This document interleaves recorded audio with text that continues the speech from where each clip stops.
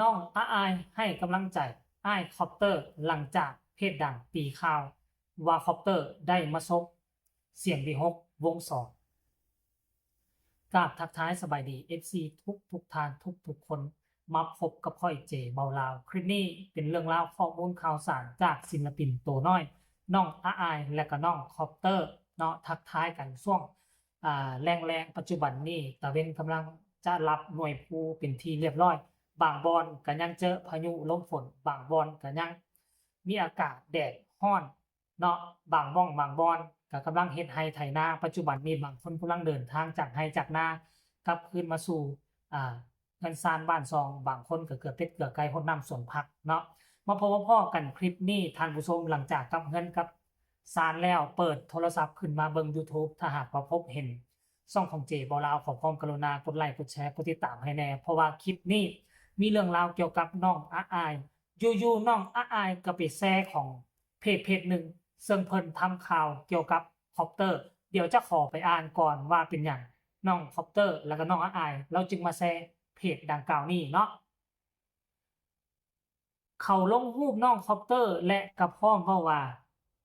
เปิดตัวแล้วน้องคอปเตอร์อลังการโชว์เข้าสังกัดบ้านกูแก้วหลังที่2หลังโบกมือศิลปินผู้ไทย เรียกได้ว่าเซอร์ไพรส์ FC แฟนคลับน้องคอปเตอร์หลายว่าซั่นหลังก่อนหน้านี้ขึ้นเปิดโตเป็นศิลปินคนใหม่ในบ้านอลังการโชว์โดยขึ้นโชว์คู่น้องอาอายในหมอลำเสียงวีหกทำเอาแฟนคลับของน้องคอปเตอร์โล่งใจ หลังจากน้องประกาศยุติบทบาทวงศิลปินภูไทยงานนี้หมอลำอลังการโชว์น่าจะอหย่างนี้น่าจะสู้คอปเตอร์ขึ้นมาเป็นพระเอกน้อยอีกคนรอชมผลงานกันได้เลย18ชั่วโมงผ่านไปเพจนี้ได้ลงและก็ลงรูปคอปเตอร์หลังจากนั้นที่มันเป็นกระแสฮือฮาหลายกว่านี้ก็คือน้องอาอายได้มาแชร์เพจนี้และพร้อมเขียนแคปชั่นว่าสู้ๆนะคะพี่ชายเอาผลงานชนะคนที่ทำลายพี่นะคะเป็นประโยคสั้นๆแต่มันมีความหมายความจริงใจที่มีต่ออ้ายคอปเตอร์ท่านผู้ชมเป็นอย่างน้องอ้ายจึงว่าแบบนั้นเอาผลงานให้ชนะใจคนที่หวังจะมาทำลายอ้ายพวกเขารู้จักกันดีอยู่ในโลกใบนี้บ่ว่าจะเฮ็ดอาชีพหยังโดยเฉพาะคืออาชีพหมอลอกหมอลำมันก็มีกระแสทั้งสองด้านกระแสด้านสนับสนุนก็มีกระแสด้านที่บ่สนับสนุนคอยแกะคอยแซะคอยง่าย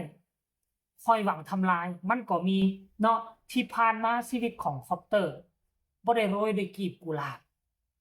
ต้องยอมรับว่าเสียงน้องคอปเตอร์เป็นเสียงคนที่ลิ้นแข็งเสียงคัดๆแต่ถามว่ามีความสามารถบ่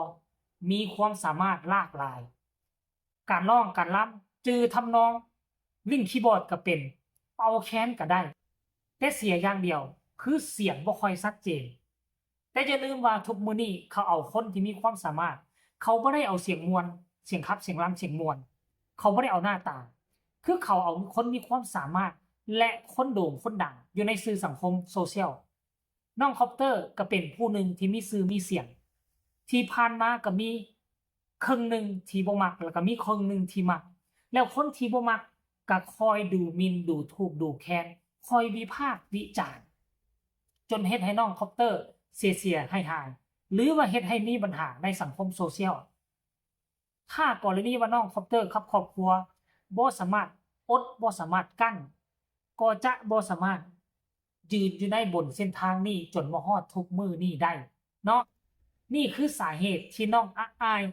เข้ามาแชร์แล้วก็เขียนแคปชั่นสู้ๆนะคะพี่ชายเอาผลงานชนะใจคนที่ทำร้ายพี่นะคะน้องอายอายุเพียง12ปีแต่ฮู้ทุกสิ่งทุกอย่างเกี่ยวกับแวดวงการหมอลำ ฮู้จักเป็นห่วงเป็นใยฮู้จักสอดส่องชีวิตการเป็นอยู่ของคนที่ร่วมวิชาอาชีพเดียวกันโดยเฉพาะคืออ้ายคอปเตอร์หลังจากที่เห็นน้องอายเข้ามาแชร์เรื่องราวเกี่ยวกับพี่คอปเตอร์บรรดา FC แฟนคลับของน้องคอปเตอร์ก็หัวใจฟูเข้ามาคอมเมนต์ต่างๆนานาล้วนแล้วแต่เป็นแนวทางที่ดีเดี๋ยวเจบ่เราจะไปอ่านสู่ฟังเด้อโอ้คอมเมนต์ก็หลายเติบท่านผู้ชมพี่คอปเตอร์ต้องดีใจมากมีน้องสาวน่ารักคอยเป็นกำลังใจให้อยู่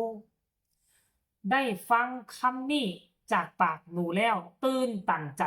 แทนพี่คอปเตอร์จริงๆเลยลูกจริงๆเลยลูกหนูเป็นคนมีน้ำใจประเสริฐถึงได้มี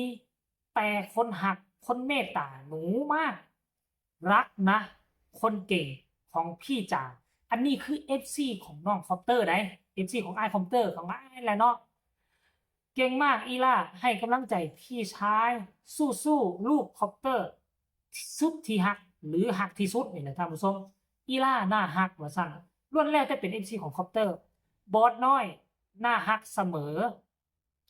ผู้ใหญ่บางคนคิดได้ไม่เท่าเด็กอายเด็กกันไหมคะอายอายุแค่ไม่กี่ปียังมีความคิดที่ดีกว่าผู้ใหญ่บางคนอีกว่าซั่นเด้นี่แหละอนาคต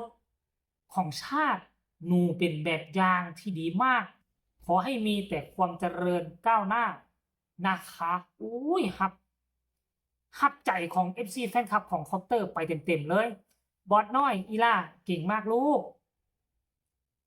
อายน่าฮักให้กำลังใจพี่ชายมาเอาจาก2-3คอมเมนต์คอปเตอร์ยูทีมาอย่างนี้สบหยูที่เสียงที่6กำลังใจเยอะดูเหมือนหนูไม่เดียวดายกำลังใจจากน้องสาวก็มาสู้ๆค่ะอันนี้คือคำคิดคำเห็นของบรรดา FC แฟนคลับที่มีต่อน้องอายที่เคลื่อนไหวให้กำลังใจอ้ายคอปเตอร์คลิปนี้ก็น่าจะฝากฝังเอาไว้สำนี้ฝากทุกคนกดไลค์กดแชร์กดติดตามเพื่อจะบ่พลาดในคลิปต่อไปที่สำคัญคือ FC ของคอปเตอร์ถ้าเห็นคลิปนี้จากเจบอลาวก็ขอความกรุณาเข้ามากดไลค์กดแชร์เพื่อเป็นกำลังใจให้คอปเตอร์อีกแรงใจหนึงเนาะใครมีคำตำหนิติชมคำคิดคำเห็นต่อการแชร์ของน้องอายในครั้งนี้ก็สามารถส่งข่าวมาใต้คอมเมนต์ได้หรือจากตำหนิติชมเจบอลาวก็ด้วยความยินดีส่งข่าวมาใต้คอมเมนต์เลยเนาะเจบอลาวบ่เครียดบ่ขมอีหยังเนาะคลิปนี้ก็ฝากไว้ส่ำนี้สบายดี